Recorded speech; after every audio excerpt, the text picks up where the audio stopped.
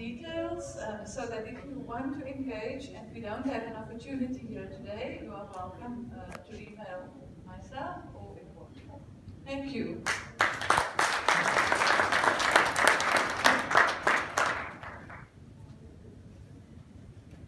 Merci beaucoup, Féroce, pour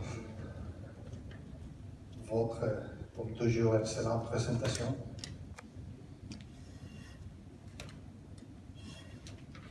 Avant de commencer avec ma présentation, c'est moi mon moment à parler. Je vais en profiter du micro pour encore une fois plus remercier le CCBA. C'est Maré pour votre accueil. Remercier aussi le gouvernement du Burkina. Je vais remercier aussi l'UEMOA pour leur soutien à cette réunion. Aussi, je vais reconnaître tout l'effort de l'Irak, Afrique du SITA, a mis pour préparer cette réunion à travers de sa présidente, Mme Oden et son vice-président, M. Lamba. Je veux remercier aussi tous les orateurs qui sont venus de très très loin et bien sûr à tous vous pour être présents ici avec nous. On commence alors maintenant à la présentation dont est divisée en trois parties. La première partie, vous êtes aujourd'hui dans une réunion CITA, mais peut-être il vaut la peine de mentionner quelques détails par rapport au CITA. Le CITA, c'est un acronyme en français qui veut dire Comité international contrôle technique automobile. L'origine du CITA est francophone. Maintenant, comme tellement des organisations, on peut bousculer vers l'anglais, mais le nom reste en français.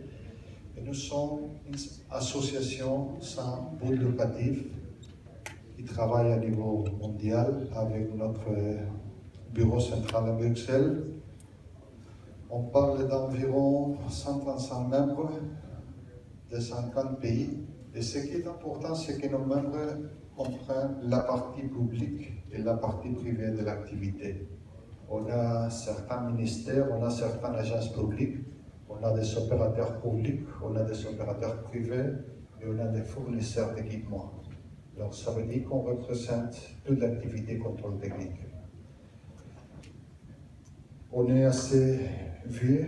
Les premières réunions de ce que plus tard est devenu le CITA ont démarré en 1958.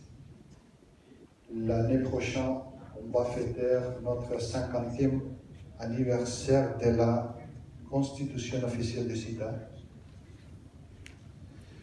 Et comme Mme Ott vient de dire, il faut faire quelque chose pour qu'on puisse compléter le membre qu'on a en Afrique. L'intérêt est là, on le voit maintenant, il faut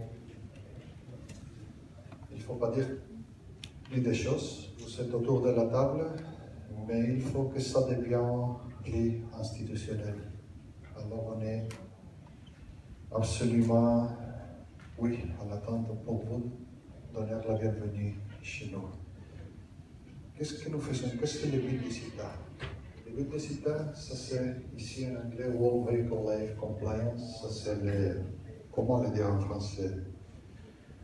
Voilà, que les véhicules soient en accord à certaines normes pendant toute leur vie. Les normes qui pas nécessairement doivent être les mêmes quand les véhicules sont neufs que quand les véhicules sont déjà usagés. Mais ils doivent suivre quelques normes. Et ce but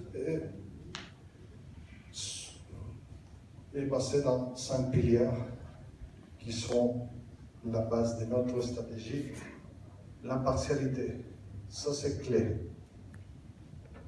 On est en train d'évaluer des véhicules et pour faire ça, il faut être impartial.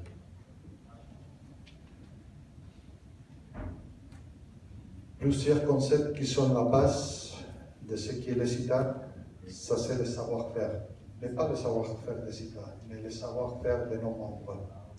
Des points de vue techniques, bien sûr, mais aussi des points de vue d'implémentation d'une activité obligatoire dans la société.